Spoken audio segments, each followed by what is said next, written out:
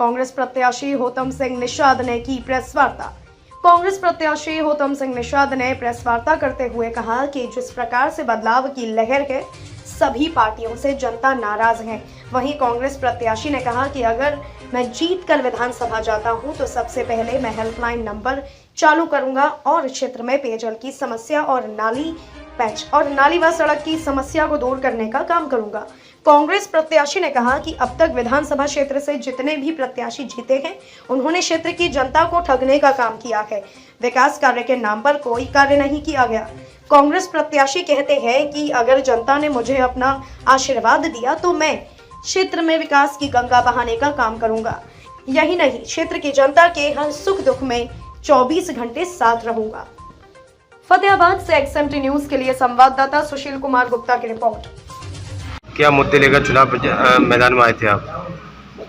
सबसे तो पहले मैं इस मीडिया के माध्यम से सभी दर्शकों को, सभी मतदाताओं को, 93 विधानसभा के सभी भाई बहनों को मैं धन्यवाद देना चाहूँगा कि जो उत्साह देखने को मिल रहा है, जो जन समर्थन मिल रहा है, हर गली में, हर मोहल्ले में, जिस प्रकार से आज ये बदलाव की लहर है, समाजवादी पार्टी से नाराज होकर, बहुजन समाज पार्टी से नाराज होकर, भारतीय जनता पार्टी से नाराज होकर, ये तीनों ने 1993 से लेकर अब तक जो शासन किया है, पहले तो इन्होंने अपने शासनकाल में केवल जातिवाद फैलाने का काम किया, भाईचारे को ख़त्म करने का काम किया।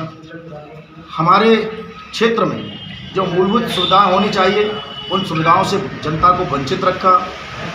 हमने जो प्रतिक्रिया जनता की देखी, वो प्रतिक्रिया ये है कि ना तो इस क्षेत्र के जनता को पेयजल व्यवस्था को पूरी तरह से दुरुस्त कर पाए ये लोगों ने, न ही यहाँ पर सड़कें, खरंजे और नालियों को दुरुस्त कर पाए, न ही इन्होंने विद्युतीकरण को ठीक से कहीं न कहीं दुरुस्त कर पाए। बात करें शिक्षा के क्षेत्र में, तो शिक्षा का क्षेत्र तो बदहाल हो चुका है। आज प्राइवेट स्कूलों में गरीब अपने बच्चों को ठीक से नहीं शिक्षा दिला पाता है। सरकारी दफ्तरों में बात करें, स्कूलों में बात करें, वहाँ पर जो भी गवर्नमेंट एम्प्लॉई हैं, केवल ड्यूटी तो करते हैं, लेकिन एक शिक्षक का धर्म नहीं निभाते हैं। मैं उनको भी निवेदन करूँगा, विधानसभा जाने के बाद मैं समय समय पर इनको बुला करके, आमंत्रित करके, इनको एक जागरूकता के तहत शिक्षा पर प्रकाश डालने का काम करूँगा। जो पेयजल व्यवस्था है उसको दुरुस्त करने का कार्य करूँगा।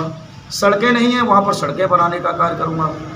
जहाँ पर शिक्षा की अन्य जो मातृशक्ति की बात करते हैं, महिला सुरक्षा की बात करते हैं, महिला सशक्तिकरण की बात करते हैं, तो उसके लिए भी मैंने पूरी तरह से तैयारी कर चुका हूँ, क्योंकि मैं हेल्पलाइन नंबर जारी करने का कार्य करूँगा। तो जिस हेल्पलाइन नंबर से, जैसे कि मैं विधानसभा पहुँचने के बाद सबसे पहला मेरा कार्य होगा कि हेल्पलाइन नंबर जारी होगा। उससे ये फायदा होगा कि किसी भी क्षेत्र में कोई भी घटना घटित होती है, एक भाईचारे को ख़त्म करके वो लोग थाने तक पहुंच जाते हैं और मामला तूल पकड़ जाता है। पहले तो मैं ये प्रयास करूंगा कि इस विधानसभा के बाद जहां भी कहीं पर भाईचारे का जो लोग खात्मा करने की साजिश रचते हैं, आज तक विधायक ऐसे रहे जिन्होंने एक भाई को जेल के सलाखों में करा दिया, एक भाई को पैसे वसूलने के लिए तैयार कर लिया, तो ये बिजनेस बना लिया इन लोगों ने। आपके समाज से ही एक और प्रत्याशी हैं, कहाँ मानते हो आप अपनी? मैं नहीं मानता हूँ। देखिए, आज समाज ही नहीं उनके साथ है। आप देख रहे हैं लाइफ प्रा से उनके बेटे को लौटा दिया, बैरंग लौटा दिया, नहरे से बैरंग लौटा दिया, नागर से लौटा दिया, तमाम गांव के नाम लूँगा तो ये ठीक नहीं है, क्योंकि ये चुनाव का जो प्रपोजल है, पूरा एजेंडा है, वो विकास को लेकर है, रोजगार को लेकर है, शिक्षा को लेकर है। ये हमारे बीच में इन लोगों ने केवल अपने निजी संसाधन जुटाने का कार्य किया, निजी विकास कार्य करने का काम किया। जैसे कि अपने, चाहे वो कोल्ड स्टोर की बात हो, चाहे पेट्रोल पंप की बात हो, चाहे वो निजी कॉलेज की बात हो, राइट टू एजुकेशन के अंतर्गत 25% शिक्षा गरीब बच्चों को निःशुल्क दी जाती है। इन लोगों ने तो अपने महाविद्यालय बनाए हैं, उन महाविद्यालय इंटर कॉलेजों में एक भी बच्चे को निःशुल्क शिक्षा नहीं दे रहे हैं, लेकिन ऊपर रिकॉर्ड में ये निःशुल्क शिक्षा का रिकॉर्ड भेजते हैं। गवर्नमेंट से भी उन बच्चों के हक को लेते हैं, स्कॉलरशिप को लूटते हैं, उनकी जो भी सुविधाएं मिलती हैं उनको लूटते हैं, और बच्चे के गार्जियन से भी लूटते हैं।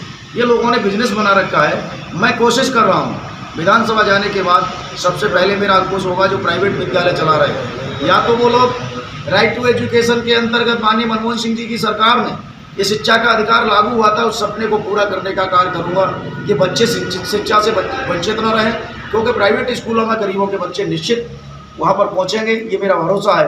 लगभग 1 लाख बच्चे हमारे क्षेत्र में ऐसे हैं जो कि गरीब वर्ग से आते हैं। अगर उनमें से 25,000 बच्चे राइट टू एजुकेशन के अंतर्गत अच्छे प्राइवेट स्कूलों में पढ़ेंगे, फ्री में पढ़ेंगे, तो ये मेरा बहुत बड़ा सौभाग्य हुआ। उनकी सेवा के लिए मुझे मौका मिलेगा और जनता इसी विचारधारा को ध्यान में रख करके मुझे ये मौका दे रही है। चाहे मैं किसी गली में जा रहा हूँ या किसी मोहल्ले में जा रहा हूँ, वहाँ पर मुझे हर जगह समर्थन मिल रहा है। सभी वर्गों ने समर्थन दिया है। कल ही बात करें तो कुशवाहा समाज के लोगों ने मुझे समर्थन दिया, बघेल समाज के लोगों ने समर्थन दिया, कटीक समाज के लोगों ने समर्थन दिया, वाल्मीकि समाज के लोगों ने समर्थन दिया, बंजारा समाज के लोगों ने समर्थन दिया, और बात करें हम बघेल समाज के लोगों ने समर्थन दिया। तमाम ऐसी जातियां हैं जो छोटे छोटे वर्गों में जो बटी हुई हैं, वो लोग भाजपा के कारनामों से नाराज होकर के आज कांग्रेस की पुनः वापसी कर रहे हैं। क्या लगता है कितनी वोटों से जीत होगी? हम लोग इतनी वोटों से जीतने जा रहे हैं कि ये लोग ये कह रहे हैं कि होतम सिंह का खाता नहीं खुलेगा, जमानत जब्त होगी। अब ये तो 10 मार्च को ही जनता तय करके ये रिजल्ट दिखा देगी। कल 10 फरवरी को मतदान होगा, उसमें ये जनता साबित कर देगी कि गलत का कितना साथ दिया जाता है, सही का साथ कितना दिया जाता है। ये लोगों ने ज़बरदस्ती झंडे लगा दिए हैं, लेकिन लोगों को डर तो है, लेकिन अंदरूनी लोग जनता पूरी तरह से मन बना चुकी है कि झंडा लगा रह जाएगा और बटन हाथ का दब जाएगा।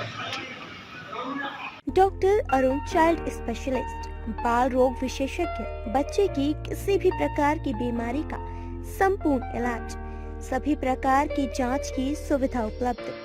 Doctor Arun Jain, MBBS DCH gold medallist.